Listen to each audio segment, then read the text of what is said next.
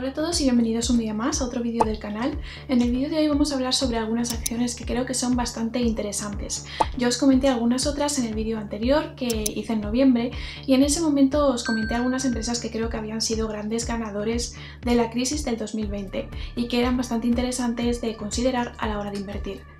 Pero en el vídeo de este mes vamos a tener un enfoque un poco distinto y es que creo que hay algo que es muy importante saber y que hay gente que no lo tiene en consideración y creo que es algo de lo que podemos sacar ventaja. Y esto importante que quiero comentaros y que creo que es bueno tener presente es que hace poco se ha establecido el marco financiero plurianual de la Unión Europea, que es simplemente una especie de planning de la Unión Europea que realizan para establecer ciertos parámetros de planificación presupuestaria y de establecer prioridades políticas. Estos marcos financieros plurianuales se establecen para periodos de 7 años y en cada uno de ellos se establecen una serie de objetivos prioritarios y de esto es de lo que quiero hablaros. El marco financiero plurianual anterior del 2014 al 2020 básicamente estaba enfocado a la hora de aumentar la competitividad, aumentar la inclusión, fomentar el empleo y también el crecimiento. Y es que hay que tener en cuenta que es un marco que se estableció y se negoció en el 2013, por lo tanto por aquellas estábamos muy cerca de la crisis del 2008, así que básicamente el objetivo prioritario de ese marco financiero plurianual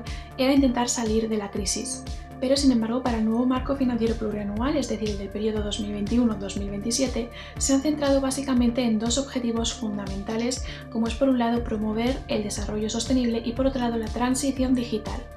En vista de esta crisis del 2020, la Unión Europea considera que es muy importante desarrollar y fomentar estos dos aspectos, tanto de digitalización como de sostenibilidad medioambiental, ya que, como se ha visto, pues una catástrofe natural puede implicar grandes costes en términos económicos y sociales. Por lo tanto, en vista de las repercusiones que ha tenido esta crisis, es muy importante desarrollar esta digitalización y esta transición tecnológica de forma que se pueda mejorar todo el sistema del teletrabajo, de las redes, de la educación online, etc. y también los negocios digitales. Y de la misma manera fomentar el desarrollo sostenible que intente evitar que haya catástrofes naturales para las que, como se ha visto, no estamos muy bien preparados. Y la clave de todo esto es que entonces las instituciones que otorgan créditos y demás y que ayudan a ciertas empresas privadas mediante los recursos y los presupuestos de la Unión Europea intentarán ayudar especialmente a aquellas empresas que estén relacionadas con estos ámbitos de desarrollo sostenible y de transición digital. Por lo tanto, estas empresas van a ser, digamos, las más beneficiadas y las que más ayudas van a tener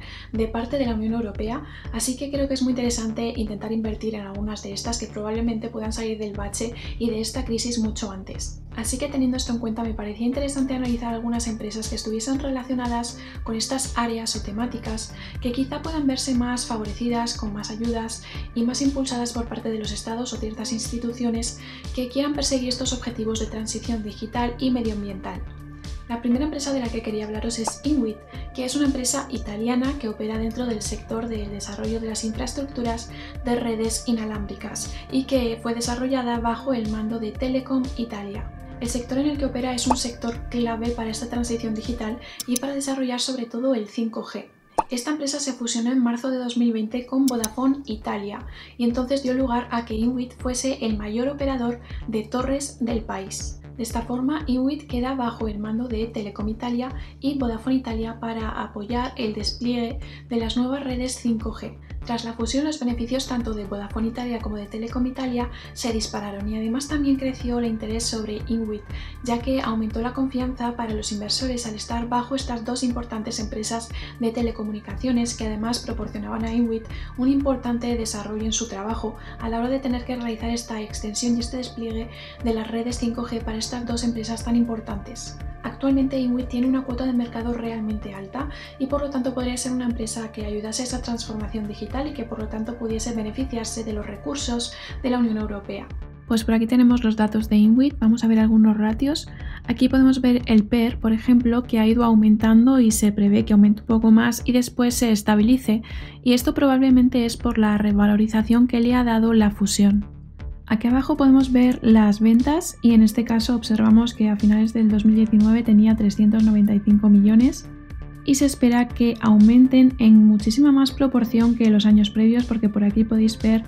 que los aumentos eran más modestos, aunque sí que eran continuos, pero se prevé que se dupliquen casi y esto probablemente sea por el impulso que le otorga esta fusión con Vodafone Italia. Y podemos ver por tanto también el crecimiento que provoca un impulso al EBITDA. Y por aquí podemos ver que la compañía reparte dividendos, aunque en este caso son bastante modestos, pero bueno, al menos tiene, ya que hay otras empresas que ni siquiera tienen, y quizá esta empresa acabe aumentándolos tras la fusión en el caso de que le vaya bien y refuerce un poco su situación. Y por aquí podemos ver el free cash flow, que parece que es positivo y ha ido aumentando con el paso de los años, con un ligero descenso en el 2019 y que se prevé que aumente o prácticamente que se duplique a futuro, y esto también pues será un poco el impulso de esta fusión de estas dos compañías de Telecom y de Vodafone Italia, que al mismo tiempo, al igual que hemos visto que va a haber un impulso en las ventas, impulsaría también el free cash flow. Y aquí vamos a ver un poco el balance de esta empresa. Si bajamos por aquí vamos a ver los datos anuales y nos vamos a fijar en el 2019, en los datos de final de año. En este caso podemos ver los activos corrientes, en los activos no corrientes,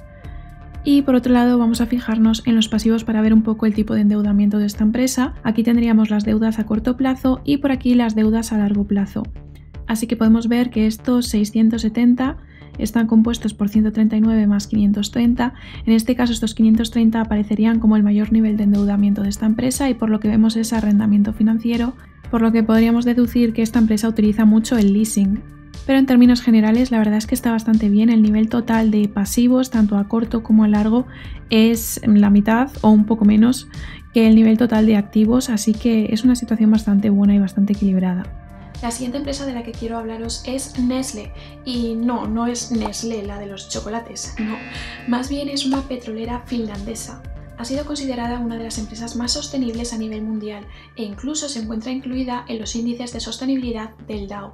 Y para que las empresas estén incluidas en este tipo de índices del Dow Jones, se realizan unos análisis bastante profundos en cuanto a resultados y actuaciones de las empresas en el largo plazo, en materia económica, social y medioambiental. En definitiva, esta empresa cuenta con una de las mejores puntuaciones en materia de medio ambiente y de desarrollo de capital humano, y además también cuenta con una de las mayores plantas de biocombustibles del mundo. Sí que es cierto que el sector del crudo ha sufrido bastante este año 2020, al principio de año con la guerra de precios que se estableció y después ya con todo el tema de los confinamientos. Pero también es cierto que en los últimos meses se ha notado un poco la mejoría, y además hay que tener en cuenta que esta empresa contaba con una muy buena posición en el 2019 que ha hecho que sea más fuerte para afrontar la crisis que se le ha venido en el 2020 y aumentar su resiliencia. Y es que a finales del 2019 esta empresa consiguió el mejor resultado de su historia, con un beneficio neto de 1.789 millones de euros y un crecimiento del EBITDA del 67% interanual. Esta empresa sigue contando con una posición bastante competitiva y además sigue desarrollando nuevos proyectos, como es por ejemplo la ampliación de una de sus refinerías en Singapur para aumentar la capacidad productiva. Creo que es una empresa bastante interesante de analizar y que puede contar con una gran proyección a futuro, además teniendo en cuenta la gran dependencia que tiene la Unión Europea respecto del petróleo, porque es uno de los productos que más importa, así que esta petrolera situada en Finlandia puede ser muy interesante de mantener para la Unión, así que quizá pueda beneficiarse de estas ayudas. Aquí vemos algunos datos de Neste y podemos observar, por ejemplo, por aquí el PER, que ha ido más o menos siendo estable dentro de lo que cabe. Es un ratio bastante habitual dentro del sector del crudo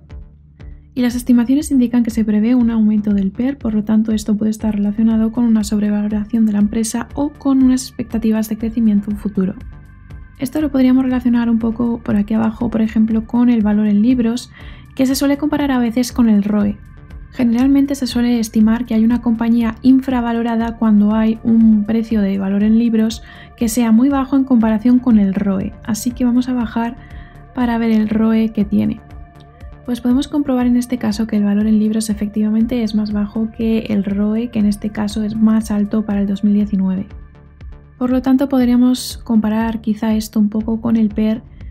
y atendiendo a que quizá esos ratios nos están diciendo que la compañía está infravalorada, estimar que entonces este aumento del PER podría estar más relacionado con expectativas de crecimiento de esta empresa más que con que esté sobrevalorada. Y más abajo se puede observar que esta compañía también reparte dividendos, que son un poco mejores que en el caso de la empresa anterior, pero que bueno, siguen siendo un poco bajos. Son estas barras verdes claro que podéis ver por aquí a la derecha, y parece que van a ir aumentando poco a poco con el paso del tiempo. Si vemos los años anteriores, en el 2017, 18 y 19, la verdad es que sí que se ha producido un incremento interesante de estos dividendos.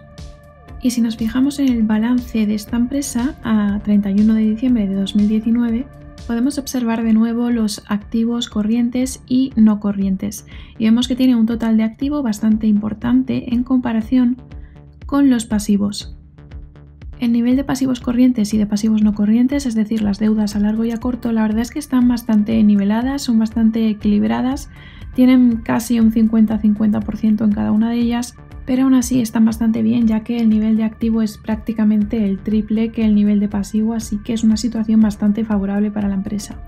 Y a continuación quería hablaros de Etsy, que también está relacionada con esta transición digital. Se trata de una plataforma de venta online que ha crecido mucho últimamente, en los últimos años y especialmente en los últimos meses, a pesar de tener en cuenta que se trata de una especie de mini Amazon o mini Alibaba o AliExpress. Por lo tanto, es muy interesante ver cómo esta empresa ha crecido a pesar de la enorme competencia que ha tenido. A mí personalmente es una empresa que me gusta bastante y es una plataforma donde podemos encontrar gran cantidad de productos y especialmente aquellos que están hechos a mano o que son artesanales. En realidad el éxito de Etsy ha hecho que otros grandes gigantes intenten copiar un poco su estilo de negocio y por ejemplo Amazon sacó Handmade at Amazon en 2015 pero no tuvo tanto éxito. Y a pesar de que varias empresas han intentado competir con Etsy, aún así esta página, que tampoco es tan grande, ha sabido mantenerse en muy buena posición y por lo tanto está centrada también fundamentalmente en aquellos vendedores independientes y en los minoristas. Los confinamientos y los cierres de tiendas han hecho que cada vez esta plataforma sea más popular y es que por ejemplo hay gente que tiene una página en Instagram para hacer la publicidad de su producto pero que sin embargo al no tener una web propia lo que hace es redirigir a sus clientes o a sus seguidores hacia la página de Etsy y vender a través de esa plataforma. El éxito de esta empresa ha sido tal que en el tercer trimestre de 2020 se ha producido un incremento de los ingresos de un 128% en comparación al mismo trimestre del año anterior. Y aquí está la evolución de Etsy. Me parece bastante interesante ver cómo se ha impulsado especialmente a partir de los confinamientos y en este 2020. Inicialmente podemos ver que ha empezado a cobrar más importancia y poco a poco ha ido subiendo hasta alcanzar una estabilidad bastante importante en el 2019. En la segunda mitad del año la compañía experimentó algunas bajadas y especialmente cuando se estaba recuperando afrontó los confinamientos que se empezaron a producir sobre todo en marzo. Sin embargo, tras esta bajada repentina en la que en general hubo una bajada muy importante en los mercados de por sí, comenzó a repuntar increíblemente. Y desde entonces el aumento de Etsy ha sido bastante considerable y muestra un poco este boom del e-commerce y todas las tiendas online, así como el creciente interés de comerciantes individuales que han decidido pasar sus negocios a estas plataformas online. En todo este 2020 Etsy no ha parado de crecer y se ha mantenido en una posición bastante alta. Creo que va a seguir no creciendo mucho más, pero sí en una posición bastante estable, porque considero que es una plataforma que a partir de ahora va a ser cada vez más esencial. Y este es el balance de Etsy, así que vamos a verlo a 31 de diciembre de 2019 y en este caso podemos ver cómo ha ido aumentando notablemente sus activos desde el 2016 al 2019. Si comparamos ese total con el total de pasivos, observamos que la diferencia no es muy grande, pero a pesar de que eso puede parecer un poco peor, no es tan malo si tenemos en cuenta que la mayor parte del pasivo está aquí, es decir, en probablemente una serie de préstamos, pero que están con condiciones de largo plazo, lo cual resulta mucho más positivo que tener las deudas en un corto plazo, por lo que su balance no es tan favorable como el de la empresa anterior que hemos analizado, pero sin embargo sigue estando bastante bien. Creo que el futuro y la necesidad del e-commerce es innegable y que además es algo que ha mostrado aún más todo este tema de los confinamientos, así que pienso que es una plataforma que va a tener mucha evolución futura y que se va a mantener en una muy buena posición teniendo en cuenta todas estas otras grandes empresas competidoras que se dedican más o menos a lo mismo y que tienen una mayor cuota pero que aún así no han conseguido acabar con la popularidad de esta plataforma. Y eso es todo por el vídeo de hoy, espero que os haya servido. Si os ha gustado, por favor no os olvidéis de darle like y de suscribiros al canal para tener más vídeos como este y nos vemos en el siguiente vídeo.